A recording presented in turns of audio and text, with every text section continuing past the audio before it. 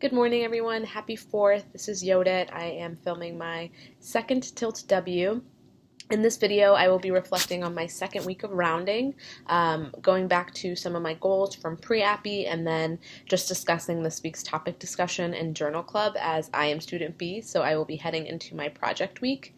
So just to start off with rounding, I think this week went a lot better for a number of reasons. I think I'm figuring out what works for me, feeling a little less anxious about rounding, and then also just learning to slow down. So this week when asked questions that I didn't immediately know the answer to, I tried to utilize critical thinking and go off some of the prompting that Dr. Carlson would give me to get to an answer versus just having to look it up. And one example of that was during pharmacy rounds, I was asked about how antibiotics can affect warfarin, and instead of thinking about all the antibiotics that exist and what could possibly what effect those could have, I was thinking about vitamin K and where vitamin K is made, and then the fact that antibiotics work on bacteria, and getting rid of the bacteria that produce vitamin K would have an effect on warfarin. So even though I didn't know the answer right away, I was just trying to use the skills and the knowledge that I already have to get to that answer.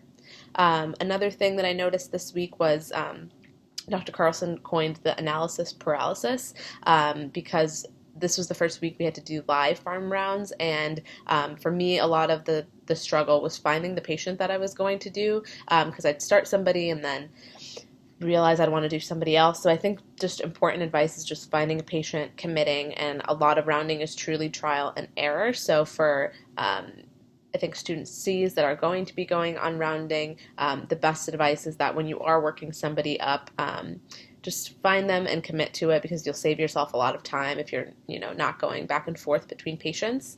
And then when reading meds in the future, I think it's gotten a lot better and more streamlined, but I still would like to work on, saying the number of days that a person's been on an antibiotic and calculating their total amount of pain meds, saying IV, PO when appropriate, and just learning to condense, because I find that I'm still saying filler words and I could be projecting. So I've gotten better at it, but there's still some room for improvement.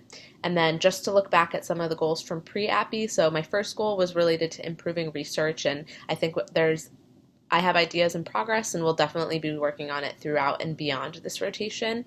My second goal was related to doing an in-service for the team, which actually on rounds this week, one of the residents had mentioned a certain topic, opioid conversions, that he'd love to have pharmacy speak on for a few minutes. So Justine and I will be working on that and giving them information on opioids that are preferred with renal and hepatic impairment. So we'll be planning on doing that sometime next week. And then the third one was related to ID knowledge, which definitely have been working on with the drugs and bugs, empiric antibiotic table, and just the frequent testing that we've had throughout like last week and this week, and really getting the hang of atypicals, anaerobes, MRSA, and Pseudomonas. So I look forward to that, and also just getting to read my antibiotic simplified book. I've had that book since AI, and it really wasn't until having to fill out that chart that I got to read it and really understand it. So I am making progress, which is good.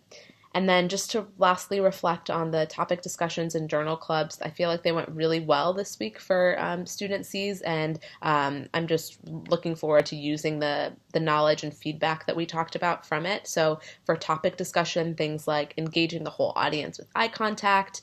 I know that I have a tendency to speak very fast and have upspeak, so really just learning to slow down, something I probably have even done in this video.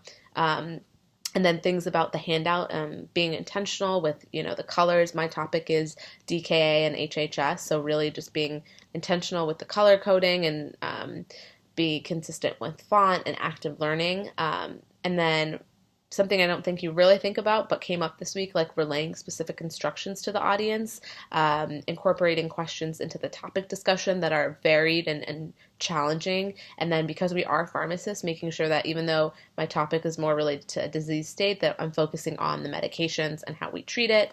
And one thing that I really like that Dr. Sabicki had mentioned is saying excuse me versus I'm sorry, because in everyday life, but also during presentations, we have this tendency to apologize, and I've tried to be better at just saying, excuse me, instead of I'm sorry, because there's no need to apologize.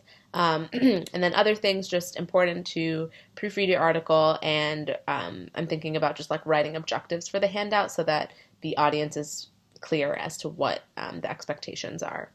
And then for Journal Club, I really enjoyed this week's Journal Club. Great job, Student C's.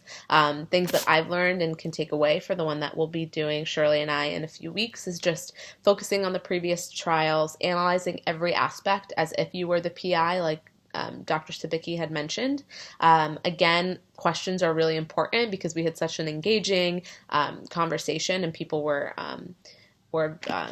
engaged and participating. And then also just giving time for people to answer, because I think it tends to be a little bit awkward when you're just like waiting and looking around, but sometimes people just need that extra time and being okay with, a moment or two of silence. And then lastly, just kind of correlating to clinical practice and recreating charts and tables. So learned a lot this week, both from everything I've been doing on rounds, and I really look forward to project week to be able to get started on some of the tasks. So thank you so much. I hope everyone has a safe and happy 4th. I will see you all next week.